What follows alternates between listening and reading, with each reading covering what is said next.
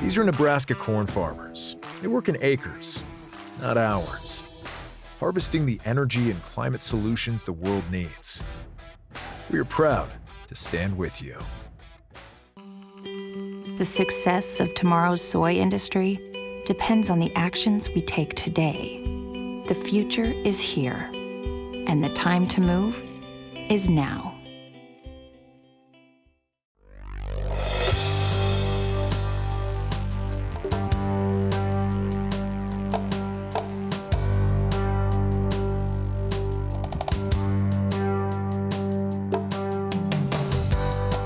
Market Journal, television for agricultural business decisions, is a presentation of the University of Nebraska-Lincoln's Institute of Agriculture and Natural Resources. Promotional support is provided by the Nebraska Farmer Magazine. Partial funding is provided by the Nebraska Soybean Board and the Nebraska Corn Board.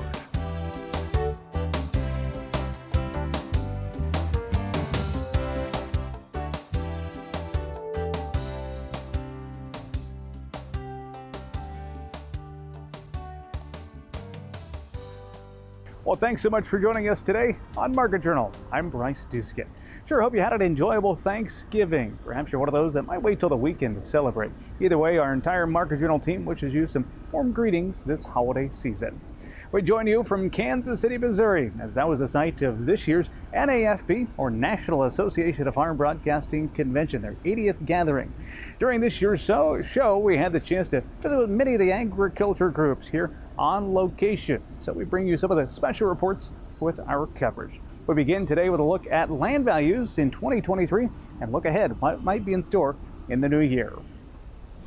Well, as 2023 begins to wrap up, we have the chance a little bit to look back on the year, and certainly one of the storylines that developed was the price of ag land. That's something we've talked about for several years now. So joining us to discuss that is Randy Dickhut. He's a farmland analyst with Agricultural Economic Insights. Randy, it's good to see you and good to have somebody discuss this topic with us. You told me it was a little surprising as land values come in here in 2023. Why do you say that?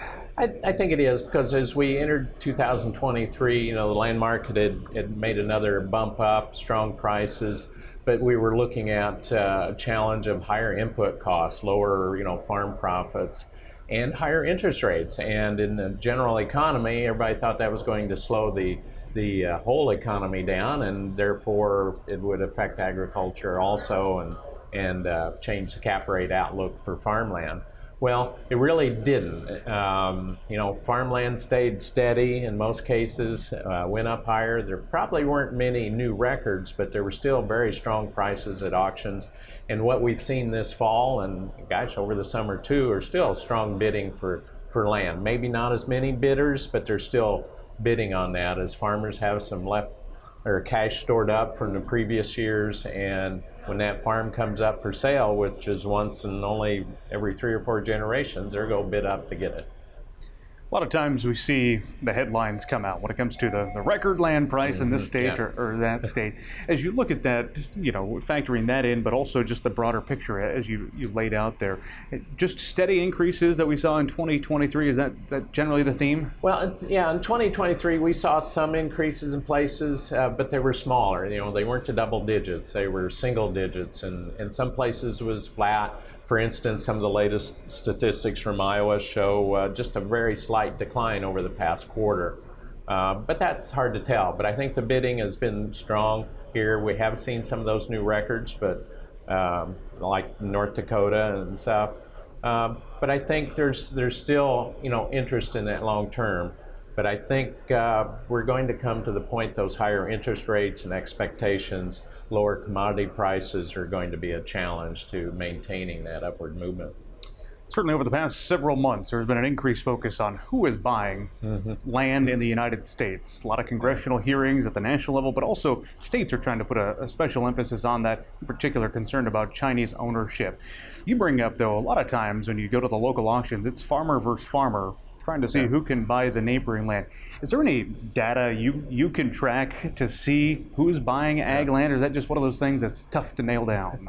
Well, not everybody keeps that true statistic, but if you, the sources I've seen in some different states, farmers buy 60 to 80% of what comes up for sale, especially at land auctions, because your investment funds, some of the institutional buyers typically don't buy in those situations because they're too competitive and the prices go higher. So farmers, your local investor, person in town that already owns some farms and wants to buy some more, will invest, and you've got outside investor individuals. And then in the states where they can, you do have institutional, the pension funds. Now there's some new vehicles where individuals who don't have to put up $3 million to buy a quarter section can put up a much smaller amount and buy a portion of a farm in an entity. So those are kind of three main ones. Your foreign ownership is really concentrated in timber, ranch land sometimes, energy markets and stuff, but it is a concern in places to watch and learn more about. It's hard to believe we're going to start talking about 2023 in the rearview mirror, but as we do that, let's look forward a little bit to 2024. You kind of teed up the conversation. We're facing lower commodity prices than what we have experienced over the past year or two. You factor that in with the outside pressures of the market. What are you anticipating when it comes to ag land values? I believe that those, higher interest rates as loans roll over from the set rates, even though a lot of, if a farmer, investor has a mortgage on some farmland, they've locked in at some very low rates for a long time, and they're going to hold those, so it won't affect. But as we move on, there's going to be the need to borrow a little more funds because, when they're paying, like I said, $3 million for a quarter section in parts of the country, that's a lot of money, and there'll be some more borrowed funds. So that higher interest rates will start to kick in, and the numbers don't look as good when you're with those higher interest rates and making payments. Cap rate expectations, do you want to earn 2% from your land, or gosh, I can invest it in a CD at 5% or some other market. So I think all that starts to pull back some of the demand on land. But the flip side is there's been a lower supply for sale. And so everybody's chasing that good farm that comes up for sale. And that's what's held it up. Will it continue will be the real question. But I think there's some real headwinds that, don't expect land values to drop, but I think they'll, again, stay steady, soften somewhat, and especially for lower quality in those places. I appreciate the overview and for you joining us here at the NAFB Convention. Randy, we appreciate that. I want to remind our viewers today that the University of Nebraska, they publish a lot of resources when it comes to land values, specifically in the state of Nebraska. If you'd like to view those, head on over to cropwatch.unl.edu.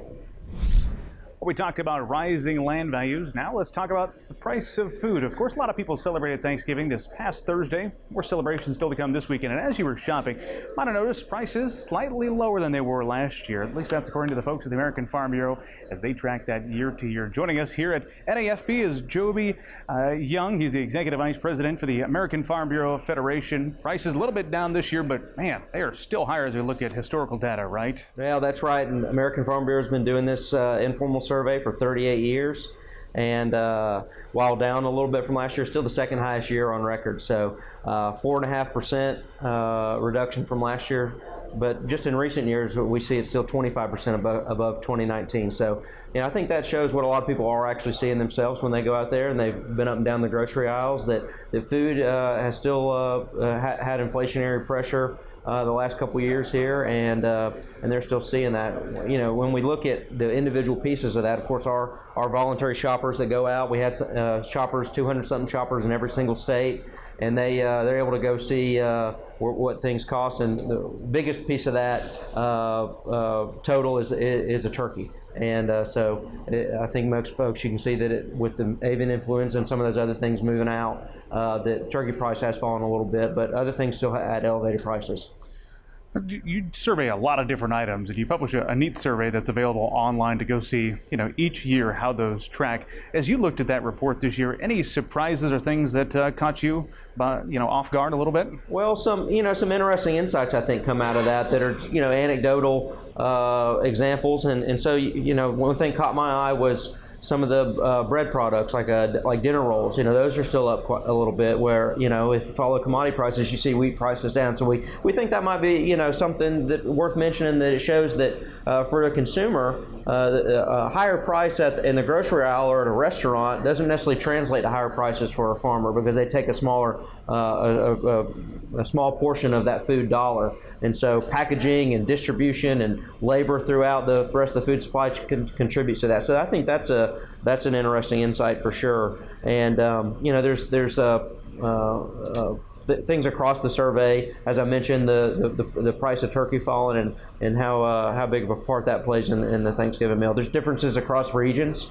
You're going to pay the most for a Thanksgiving meal in the Northeast, and in the West, probably the least in the Midwest. So when you think of our non-ag folks that live on the coasts, I think it really drives home for them how important having a sound farm and food policy is, because they're going to see it in their grocery cart.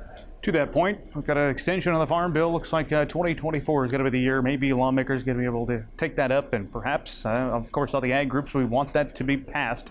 Your thoughts from the American Farm Bureau Federation's perspective on the Farm Bill and its outlook on passage? Well, the results of this survey, just one more indication of why we need a new 5-year Farm Bill. A lot's changed, a lot in food inflation and inputs costs and other economic things that have happened in the last 5 years. So we need a new farm bill. We did get an extension passed through both houses, hopefully soon to be signed by President Biden. So you get a little relief for a moment there, but a new 5-year bill is what we really need, and we'll continue to push for that as we move into the new year as soon as possible. What else is on the minds of the American Farm Bureau Federation? Well, a lot going on at any time on Capitol Hill and in the conversation. So we continue to focus on making sure that whether it's a farm bill or whether it's regulatory issues or whatever that might be, that we're continuing to tell the story of America's farmers and ranchers. Farmers and ranchers make up 2% of the American population. We got to keep talking that other 98% and show them how important all these issues are. Well, Joby, thanks for sitting down with us here at the NAFB Convention. And back on the survey, if you're interested in seeing the price of that Thanksgiving meal, head on over to their website, the American Farm Bureau Federation's.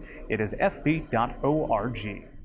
Well, one of the neat things we get to do while traveling to events like NAFB's convention is visit with the producers that are joining the organizations here. And from the U.S. Custom Harvesters, we're visiting now with Mark Anderson, board member with the group, also from Bridgeport, Nebraska, custom forage operator. Tell me a bit about yourself and your operation, Mark. Hi, I'm Mark Anderson from Bridgeport, Nebraska. I run Anderson Harvesting, custom forage harvesting business that I started in 2009.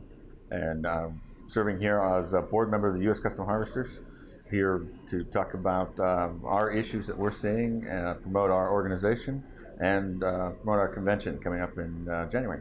Talk about some of the issues you guys face, unique challenges for U.S. Custom Harvesters in a second, but tell me about the geographic area you get to harvest. So I harvest in western Nebraska, from North Platte back west all the way up into Scottsbluff County, some of the prettiest parts of our state. Not biased at all when you say that. No, not biased at all. How were the crops this year, your neck of the woods? If you missed the hail, they were pretty good. We were really good, but we had a lot of devastating hail come through our area early. But other than that, good. We had plenty of good rain this spring and throughout the summer. That was good. How challenging is that year to year for yourself and your unique business structure, where you're reliant, of course, on Mother Nature, but you've got some of those events that can really change the acres that you're harvesting? Oh, it can make or break you in a couple of matter of hours. It's incredible. The biggest factor we cannot control is the weather, and we're at its mercy. And visiting with your fellow board members in past years, seems like when key issues, the workforce and H-2A program are things that you guys are highlighting. I assume that's got to be similar this year. Yes, labor is our number one issue, just like everybody else's. And so that is one of our focuses as an organization. And so a lot of our members use the H-2A program, which is a foreign labor program, and we're having to work through some issues created by the government for that program, so that we can maintain the workforce to be able to harvest crops and feed the world. I have to assume you've got a team in D.C. working on those issues for you. That's got to be be helpful a little bit, right? Yeah. I was part of that team in March. We were traveling around meeting with representatives and organizations in there to talk about our issues. When it comes to somebody who might be interested, I'm sharing with you, my brother was on a custom harvesting crew. If If our viewers today know somebody who might be interested in getting on a custom harvesting crew, what's the process? How do you even get started there? I would send them to our website, uschI.com. They can fill out an application or find a crew that's looking for help there, and I'd encourage them to do it. It's a great experience. Got an upcoming convention in Oklahoma City this year. Absolutely, January 25th, 26th, and 27th in Oklahoma City at that brand new convention center just south of downtown. A really pretty facility. Really excited to be there. We appreciate you joining us here at the NAFB Convention to talk about the work you and your group do. Again, if you'd like to learn more about the organization, the best website to do so is uschI.com. Well, let's take a brief pause from our coverage of the NAFB Convention to tell you what's coming up when it comes to the Nebraska Farmer magazine.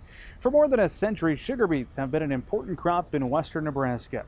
Michelle Ann Roca is an agriculturalist with the Western Sugar Cooperative, and she farms with her husband near Scotts Bluff, raising dry edible beans, corn, and sugar beets. She knows the challenges and rewards of raising this sweet crop of the Panhandle, and she shares her insights with readers in the November issue of the Nebraska Farmer. Well, up next, let's check in with one of my colleagues. Clay Patton is standing by with this week's Market Conversation with Mike Zuzolo. Well, thank you very much, Bryce. I'm excited to be joined now with Mike Zuzolo, Global Commodity Analytics. And Mike, we're looking late 2023, early 2024 markets. I start here in the grain complex. It's been a little shaky with USDA data really showing an aggressive U.S. production once again this year, despite a little bit of a challenging growing season. But where our harvest is basically in the bins, I'm keeping an eye to South America right now. Weather has definitely been an issue there in west central Brazil. They've been extremely dry. Do you see that playing out into the first quarter of 2024 as well? Yeah, I really do. You know, Clay, it's one of those markets kind of similar to last year at this time when it comes to South America. Although I will say I don't remember a time since I've been doing this that we've had such extremes in northern Brazil being such exceptionally drought, already 100+ degree temperatures, which would be in early summer down there right now, versus southern Brazil, which is dealing with so much wet weather that it's actually probably backing up the port of Paranagua right now with vessels.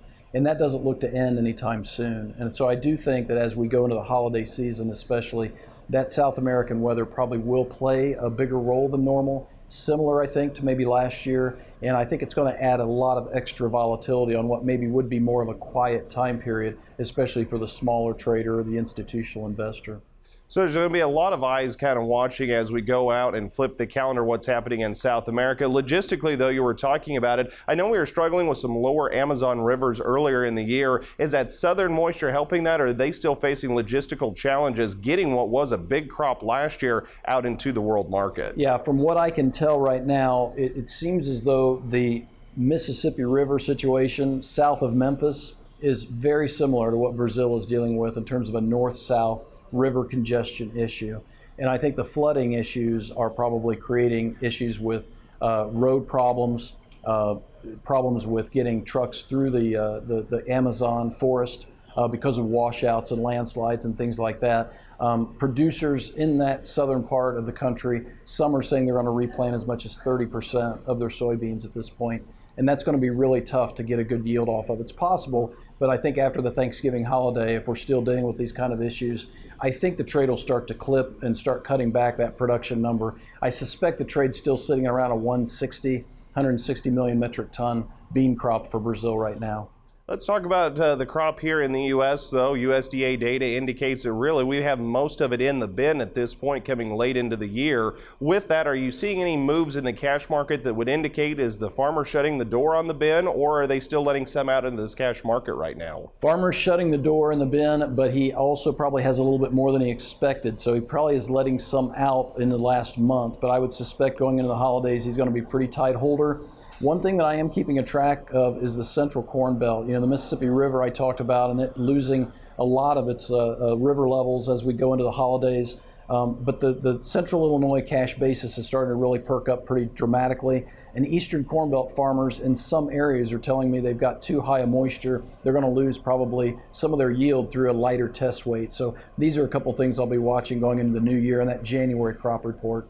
Let's talk about the holidays as well from a trader's perspective. Thanksgiving, Christmas, it can be a lull time in the business world. Do you see that as a lull this year for traders, or are they going to be actively still engaged in the market throughout the end of the year? I think we're going to be very active because there's just too much at stake with the price of beans right now. I'm in the red zone for selling more of my 23 soybeans for clients, and starting on 2024, I don't want to lose this $13 plus level, and I want to take advantage of this South American weather because we've been dealing with weather in supply for the last 3 years, Clay. We can't seem to get the demand side on our side, and I think that's because of the Fed and because of the U.S.-China policy. So let's go ahead and take that 30,000-foot view here, that macro market picture. You're talking about the Fed. We finally have seen inflationary data really slow down here in the last part of the fourth quarter. Is that a concern, and will the Fed have to capitulate in 2024, or can Powell continue to be hawkish and want to at least hold interest rates where they're at? I think that's where I'm at. He's on a long pause right now, but I don't think we're cutting anytime soon. But I think that's enough for the market to say at least the Fed is not trying to work against the hard assets and against the commodity sector. Now, when we talk about U.S.-China relations, is there any logistical issues that South America is having that kind of forces China's hand to come here to the U.S., or are they finally filled enough in those stockpiles, those state-held stockpiles, that they don't have to come to the U.S. if they don't want to? Yeah, that's a tough question. I think they bought what they want for right now, but I'm also hearing from some sources that they're really adding to their large hog production. They're building buildings right now and putting fresh sows down right now. I don't know how much of that is going on in the country, but it's something to really watch. There's a lot continuing to go on. What are going to be the key sectors that you're going to watch in 2024? Maybe if we look back to, say, 2020 was the inflation year, a nice boost in commodity prices. Any themes or anything that you're going to be watching for in 2024? I think clients that I work with have really appreciated the fact that the Bloomberg Commodity Grain Index against the 2-year Treasury yield has almost a negative 100% relationship right now if you look at it over a 2 or 3 month basis. That negative relationship is because the money is not sitting where it needs to be, and that's in commodities and in grains. And so we need the bond yields to break, I think, Clay, and that's the big thing for me in 2024. We need the investment flows to come back in and get us off this weather supply-led rally track. All right, Clay, we appreciate that conversation with Mike. Joining us now for our Crop Talk discussion is Greg Anderson. He is a farmer from Newman Grove, Nebraska, also involved in various organizations to help promote soybeans at the national level. Greg, here on the program, we talk a lot about growing soybeans and that process, but as you and I had this conversation today, it's the next step. What comes next? And biodiesel was the term we heard for a long time. The Biodiesel Board has a new name, and you're here representing that board. What's the group called now? Yeah, Clean Fuels Alliance America, which truly represents who we represent. We are no longer just biodiesel. We're also renewable diesel and sustainable aviation fuel. So with that, we're looking ahead decades to come, what name could serve us well, and certainly Clean Fuels is all of those three fuels, the things that they contribute to clean up our air, reduce carbon, and also propel our nation's fuel supply. Well, things have gotten, I'll say, a little bit complicated. I feel like they happen quickly in this space when it comes to biodiesel. Now the term renewable diesel out there. What matters? What should our viewers know today? Yeah, biodiesel is generally blended with petroleum diesel. It goes through a process called transesterification. It's removing the glycerin out and then processing it into making it a fuel that can be blended with petroleum. Renewable diesel is a whole different chemical process. It's not any shape or way formed with the biodiesel process. It's used with hydrogen, and usually plants have much more gallons production that come out of that, and most of the renewable diesel production is found in the Gulf states. And so with that, the same agricultural feedstock, though, is being used, soybean oil primarily. We're seeing much growth with soybean oil and just with the new crushing plants that are coming across the country. Build on your point about the crushing facilities, because the dynamics are changing. As you look, 10, 15 years down the road, it seems like we might be exporting less whole beans and trying to process that, particularly in Nebraska. Got a couple plants coming on here in the next couple of years, don't we? Well, that's very correct. And we think about the 2 plants coming in Nebraska, for example, being online in 2024 and then early 2025. That will command 1/4 of Nebraska's soybeans right there. And so the paradigm has shifted. We're going to be exporting less whole beans. We're going to keep the value here at home. We're going to crush those beans, use the oil for renewable diesel, use the meal to either export the meal, which is a value-added product, or else also expand our domestic livestock production. So with that, some 20 new crushing facilities or expansion of those across 10 different states are going to be online within the next 2 or 3 years. That's going to increase our domestic crush by a third. It's going to propel this market even further to bigger volumes of renewable diesel and biodiesel. And we're seeing really the base is going to improve with crushing plants close by. We're going to see more demand for soybeans, certainly. And it's a good thing for Nebraska soybean farmers as well as soybean farmers all across the country. Do you think producers will end up planting more soybeans as a result of some of this expansion we're seeing? I'm certainly thinking that could be the case in certain areas where they can feel confident going soybeans on soybeans, and if they don't have problems with white mold or sudden death syndrome, some of the other things that factor into that. Most farmers, as you know, are on a 50-50 rotation. However, if the market is screaming for soybeans like it will, and the basis levels are strong, and we can deliver soybeans to a soybean crushing plant just a few miles down the road that are paying a very competitive bid, certainly that has the attention of all farmers. Out of everything you talked about today, what excites you the most, Greg? Probably the fact that we're now using over 1 billion pounds of soybean oil per month in the production of renewable diesel and biodiesel. That was just a pipe dream years ago, and we're seeing that market explode. We're seeing in California now over 60% of the diesel pool is either renewable diesel or biodiesel. That's just phenomenal.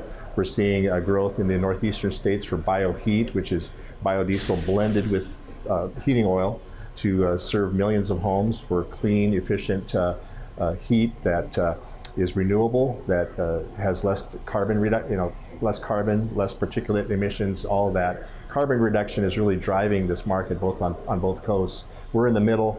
We have the agricultural feedstocks to feed those markets and keep the soybean business a good business to be in for our nation's farmers. People want to learn more about some of the exciting developments. They don't have the chance to see all the presentations you do on the national level, but what's the best way to keep up? One of the websites fantastic. Go to cleanfuels.org, simple, cleanfuels.org. There's an abundance of stories on there. They can answer technical questions that people might have, as well as a lot of stories of where this fuel is being used and where it will be used in the future. Greg Anderson and our guest here for our special edition of Crop Talk. Well, that is going to do it for this week's show and our NAFB Convention coverage. Sure appreciate you joining us this week. Want to remind you, if you're interested in watching more of our Market Journal episodes and behind-the-scenes content, you can do that by subscribing to Market Journal on YouTube and, of course, by following along during the week on social media. Coming up next week, we'll be back in the studio. Hope you'll join us then. But until then, I'm Bryce Dickhut, wishing you a safe and productive week. Join Market Journal online at marketjournal.unl.edu. You can also follow us on Twitter, Instagram, and Facebook. Promotional support is provided by the Nebraska Farmer Magazine.